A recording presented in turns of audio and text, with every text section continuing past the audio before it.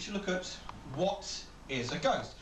And that's a real problem, and it's something I bring up on my tours, something I blog about quite a bit as well, because lots of people say, here's some evidence for a ghost, here's a photograph I have, here's some EVP, electronic voice phenomena, here's my EMF meter's gone off the scale, this person saw this. The problem with this is we don't yet have a working hypothesis of just what a ghost is, so it's really, really silly to come along and say, well, this is evidence of a ghost, because it's not. It's just evidence that something is happening. And absolute, ultimate best case scenario you can ever get to in those situations is the occurrence is unexplained. That doesn't mean it's a ghost, doesn't mean it's not a ghost, it just means it's unexplained. So going along the route of, here's my evidence, haha, this is what it says, it's not really the right way to go. You need to see, first of all, what is a ghost, and if there's a working hypothesis for one, and there isn't yet. Ghosts generally are referred to as being the souls of people, usually other animals as well. Sometimes inanimate objects have been said to be ghosts and spirit-like items. And they usually go along the lines of wherever you die, traumatic event, or if something ties you to a location, that's where the ghost will be. Which is confusing, because a lot of people see ghosts in graveyards, yet how many people have actually died in a graveyard? So if you follow the logic of ghosts, then that doesn't really follow. So this one. We're back into the pareidolia explanation again. Now, can we see the ghost in that picture? Yeah, can anyone see it? Yeah, you just nodding because what can you see? Very vaguely, a kind of skull kind of shape. Yeah, face at the back. Yeah. Yes. Yeah. That. Yeah. This photograph was sent to me by a gentleman who had been ghost hunting in the vault.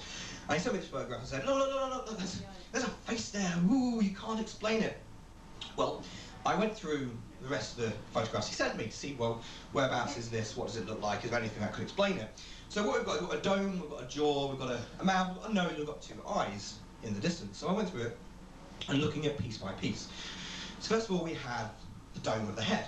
Well, the dome of the head is actually the outline of the archway. There's an archway with a set of stairs going up to the next level, and that's what the dome of the head is. It's actually the arch.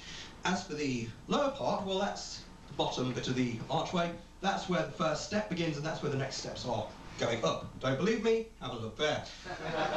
So we have a mouth and the jaw, and we have the top of the head. What about the eyes and the nose? Well, of course, we can see them there. We have a set of steps at the very back and a banister, and that creates the nose and one of the eyes. And there's also a collection of bricks at the back as well, which have given rise to the Watcher as well. Some people say they've seen the Watcher standing there, but that's just a collection of bricks. Don't believe me? Have a look. There we go. There's the steps, there's a banister, and then there's a collection of bricks you could use. Pick one, take one, and all of them create the image, create the illusion. Now these were on the same photographs that he sent me, so I was able to. So he hadn't gone through them and looked at them, and he hadn't compared them. He'd gone on a paranormal hunt, so he'd obviously gone already, expecting to find something and ignore any other possible explanations. But I thought, well, what if there was a ghost down there? What if there was something spooky and spectorial down there? What could it be? So I went through a few pictures on the internet, and I came up with a few ideas. For sort of, it could be the Mighty Boosh. Maybe the Mighty Boosh is hiding there. It's actually quite a good one, but it's lacking the nose. So what could it be? Maybe it's Skeletor. Again, you've got the dome, you've got the teeth, got a bit of a nose, but the hood doesn't quite work. Homer Simpson, that's probably the closest one we have. We've got the eyes, we've got the nose at the steps, we've got the jaw, we've got the dome. It's a bit big. So that brings us ultimately to this. Do ghosts really exist? Do they exist? As far as the evidence that we have at the moment goes, no, we don't have any evidence, any good evidence, to suggest that they do. But they might, there might be an invisible pink unicorn, there might be a flying spaghetti monster, we don't know. It's highly, highly, highly unlikely, to the extent where I wouldn't actually bet any money on it being true. But we can't say 100% that they don't, only that it's highly unlikely they probably don't.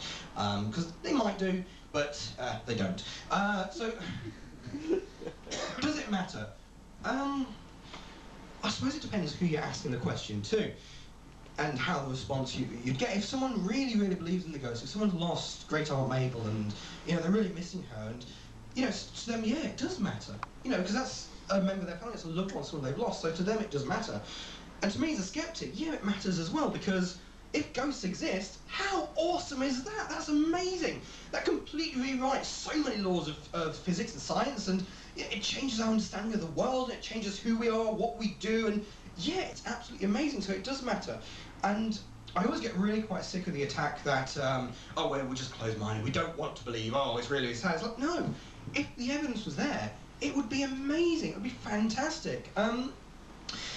Is belief in the paranormal dangerous? This is a really, really grey area because it depends what you're talking about. Is belief in ghosts dangerous? Well, no, it's not. Is belief in psychics dangerous? No, it's not. Is belief in God's dangerous? No, it's not. The actual base level belief in something is not dangerous. If you're just saying, yeah, I believe in ghosts, get on with your business, it's not a problem. When it takes over your life, when it starts causing trouble, when it starts costing you money, when it starts damaging your health, when it encourages you to fly planes into buildings, that's when it starts to become dangerous. Belief in the supernatural and the paranormal can be dangerous, but any belief in anything, if taken to the extreme, can be dangerous, not just beliefs in the supernatural and the paranormal. So what does the future have in store for paranormal belief? I'd like to think that within my lifetime, people have got over it and just grown up a little bit and realised that, well, no, ghosts probably don't exist. This is it. This is the life we get. This is the world we get. Let's make the best of it we can. But I don't think that's going to happen. I think, organised religion and beliefs in various paranormal elements change over time.